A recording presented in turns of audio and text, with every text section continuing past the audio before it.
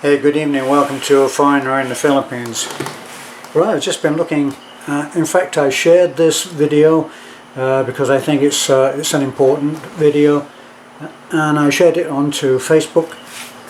And you can go and have a look at that. That's about deep fakes. Now, right now, we're in the middle of a global catastrophe, which is all about trying to decide what is real and what isn't. Now, the UK is actually trying to push through what's called an online harms bill, and that is in which the situation in which harm can be created against a company, a country, a people's, an individual, just by going online. Once, as the video says, once something is online, very difficult to control it. Now, I've been talking for a long time about how things gradually are beginning to change, and I was very interested to see the online harms bill. However that is drafted, whether it can be legislated, whether it can be brought through, is a waiting game to see how that's going to be. Now, if you've been around that long, you will remember a time when there was absolutely no control over intellectual property. So this meant that if you created something that was incredible and that could really change life, you should be rewarded for that. But that is intellectual property. So no matter, even if something had to be produced and sold as a product which will produce this great change, it still could be taken. And at that time we didn't think globally at all. That's one thing that this pandemic has perhaps showed us, is that it's possible to bring about something globally. Now this is a really interesting point, because up to then, if you created something in America, that idea could be taken. All that someone would have to do, be it a Gucci watch, be it something to do with the arms race, be it be it weaponry, be it computer technology, it could be taken and it could be copied. When they were having great trouble producing the Concorde, which was the first supersonic aircraft that would break the sound barrier, at that time the Japanese were famous for copying things. So the joke was made, why didn't they, when they were trying to get things, that were going wrong with the Concorde, and they were trying to sort them out, and it was very difficult. Somebody made a joke and said, why don't they just fly it into Tokyo and leave it there for a week? The Japanese will copy it and improve it, and that'll be the solution to the problem. Now that would be okay, fun thing. But if you think about it, anything can be taken and improved. It's much easier to change something once it's been initiated. That's why the people who invent things, who produce great ideas, are the icons. The people who improve things come second. You know, the first guy to get up and stand up against something, for something, he is the one, he is the man, all right? The next one is also going to be famous, but then everybody else that follows are followers.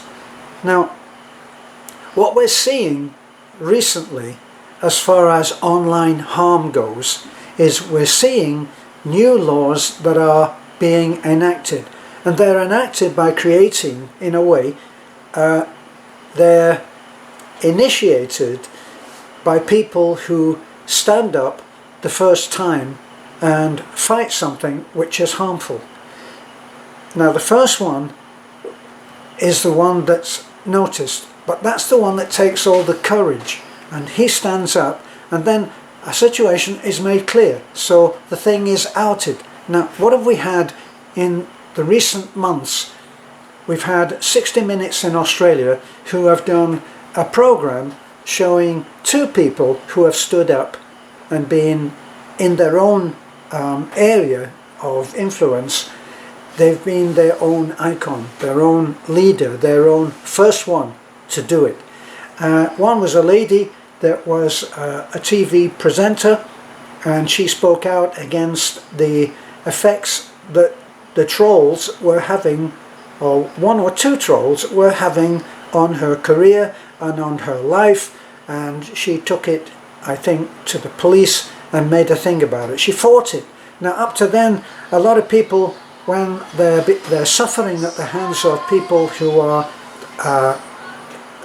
there only to create damage, heartache, upset, pain. The other was a man who had a prestigious job as a coach of the biggest football team that was in Australia. Now, the attacks on him were so bad that in the end it started to affect his family. It started to affect even his daughter, which, of course, you know, for these people who are out to do harm, everybody is fair game. And so what he did was he quit. He quit his prestigious job, the top job as a coach. He quit that. And then he did the first one. He became a first one to go online, to find himself a team of cybernet investigators, and he tracked down the trolls. He tracked them down. Now this is where things have to be adjusted. This is where one thing follows another. It's not a case of the domino effect where one falls and then everything becomes clear. They're all down. One down, all down. No, it's not a case of that, because what happens is it highlights what things are happening. Once these things are highlighted, then something will start to happen and take place in order to correct this situation. There was Rappler were taken to court for some infringement or something that the president objected to, and he took them to court and he won his case. Now, there was another one where an actress broke a contract and left her workplace because she didn't agree with what was happening in spite of the contract that she was being held to, and she went and then she started to badmouth the man who had employed her. He took her to court.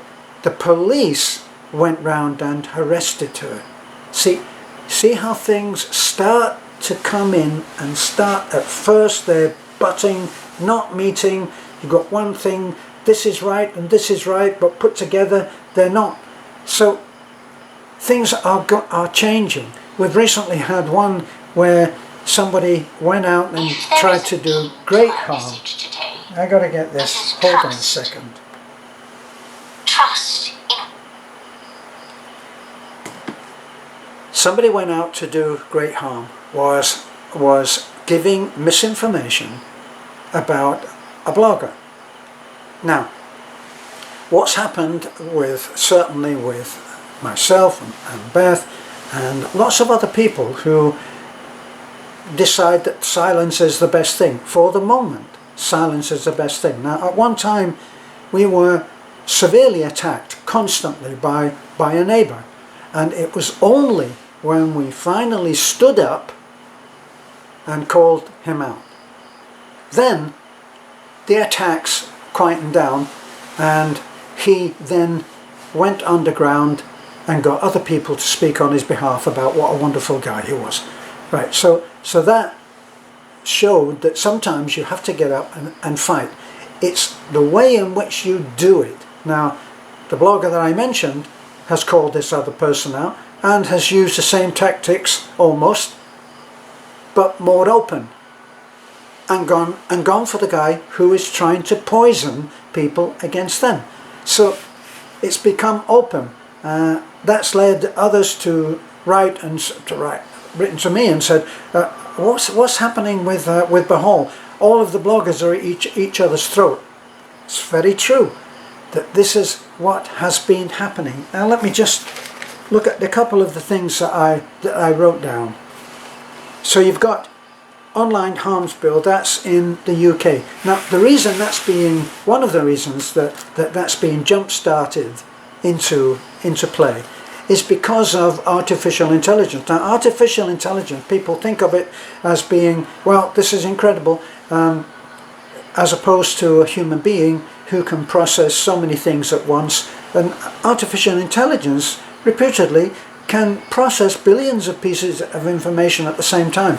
And of course the emphasis is always on, and everything works out just wonderfully. But artificial intelligence can be used in a bad way exactly the same as it can be used in a good way. There are always two sides of a coin. Now, one of the ways that artificial intelligence is being used right now is in the production of what are being called deep fakes. Now, deep fakes, it means that sorry, I swallowed something or other, I don't know, let me see. What they can do is they can take in pictures, they can take in moving images, video of any person, and by putting in these little recognition points they can do that with an artificial intelligence version of say Photoshop. Well, we've all seen those Photoshop, the cruel ones on Facebook, not on Facebook, on well, maybe on Facebook, but certainly on YouTube, where somebody takes what is supposed to be an extremely ugly person, usually some poor woman, but even then do we know that that's real? They take the picture and they make it into a beautiful woman, but they can also do the same thing to somebody else. So in the event of, say, paparazzi, they get paid for those kind of shots where some celebrity is not expecting to be shot, is not expecting to be filmed, and they're on their way to the grocery store or something, never made up, and they get a photo of them, I don't know, without a bra and sagging, and the bags around the eyes, and just got up, or they can make that look that way.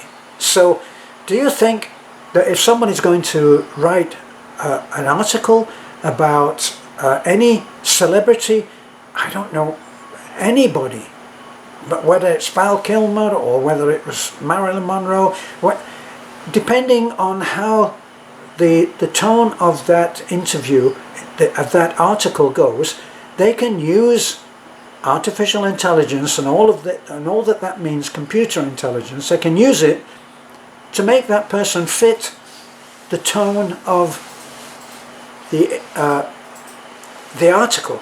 So if the tone of the article is showing what a monster the person is, they can make him look like a monster. And if it's about how beautiful a person is, they can take the wrinkles out and the spots off them, and they can make them look like absolute dreams, which happens a lot in both cases. So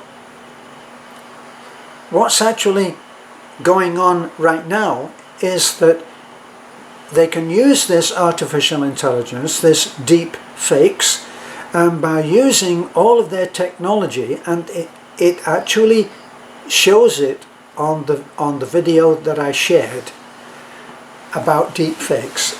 It shows how they explain how they can produce an image of the person.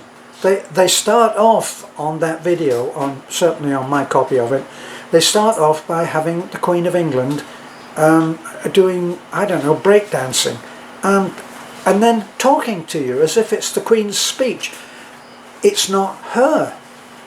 Now, if they can take someone who is so internationally known and make her say things that she never said, that she was never seen to be saying, with an image that is so good with computer graphics that it's the line between the real and the fake has become wafer thin. It's now very, very small.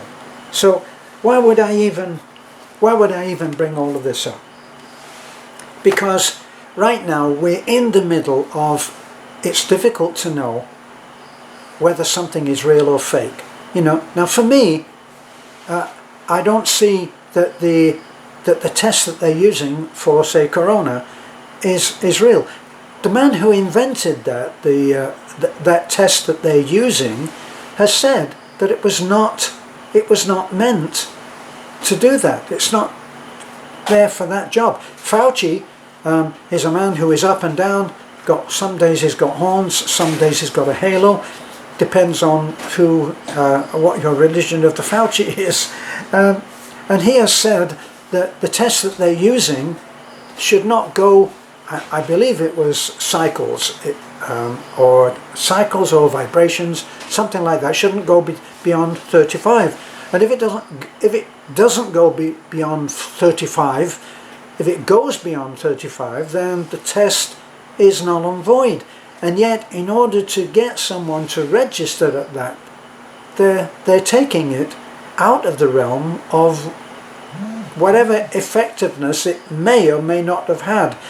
So now you also have the information that's coming out that say hospitals are paid a great deal of money if a death goes down as COVID, as opposed to if it goes down as pneumonia. So someone coming in, that's when you get the jokes come in. A guy goes in, he's been in a car crash, he's got a broken leg, a broken arm and concussion, and he dies later of COVID. This is why there are people out there whose job it is. Everybody picks their job. There are people who keep things going.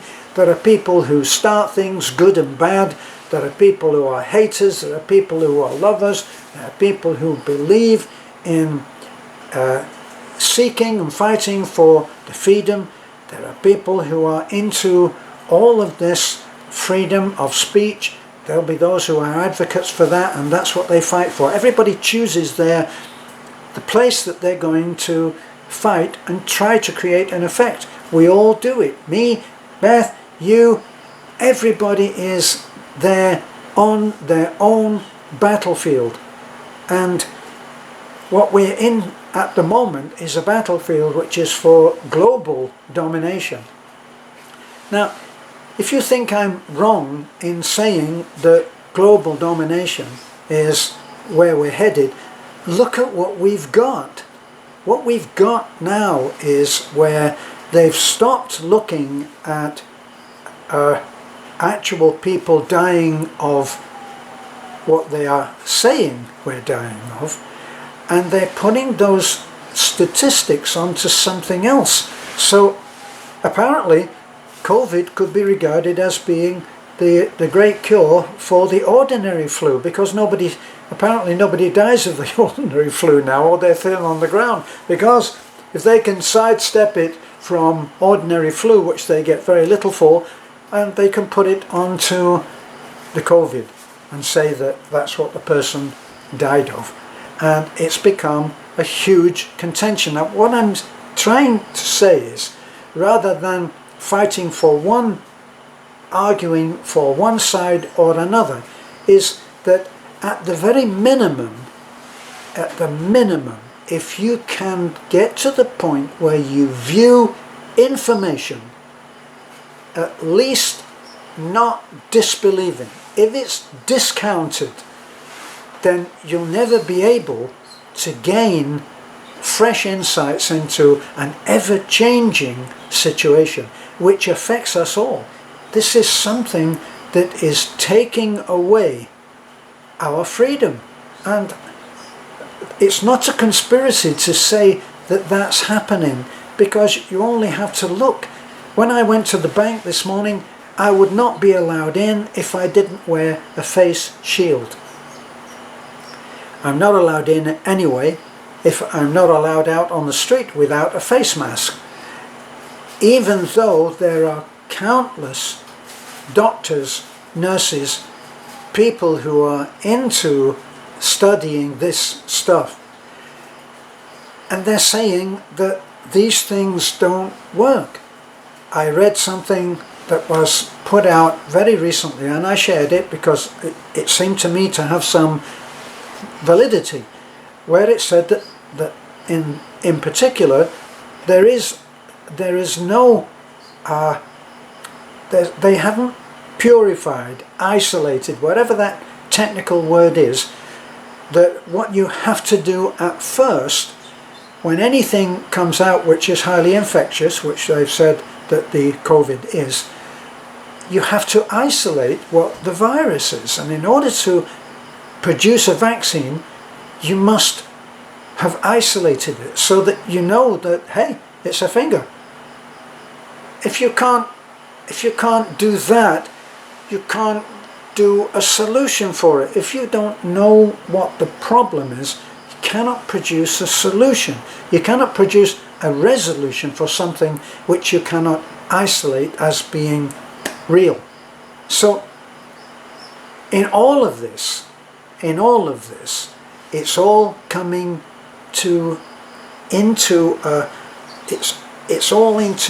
circle now. There's a circle. Everything is coming around, and then it will touch on something else. So you have artificial intelligence, which is taking control of much of our lives. If you've ever gone online and tried to get through to your bank and sat there for 15 minutes while they give you a million different choices, and then finally say press 0 to speak to a representative, and then if you haven't gone screaming crazy by then, you'll know that we are being controlled to an incredible amount, an incredible degree. So in order to change things for the better, we need to be able to look, to have analytical thought. That's what we need to do with so many different views on what is coming out. You need to do the research for yourself. People have said that I'm irresponsible if I speak out against the virus. Sorry, not the virus. If I speak out and say against the vaccine, I can say personally that I would not take the vaccine. Whether I would try to make that decision for someone else, no, I wouldn't. We all have to take responsibility for our own lives. If we go out to a pub and have a few too many to drink and then get into our car and drive home, or try, we have to take responsibility for what we are doing. And if we hurt ourselves, or heaven forbid hurt somebody else, and there'll be plenty of people abroad who are saying, yes, well, I've had loved ones killed by people who drink.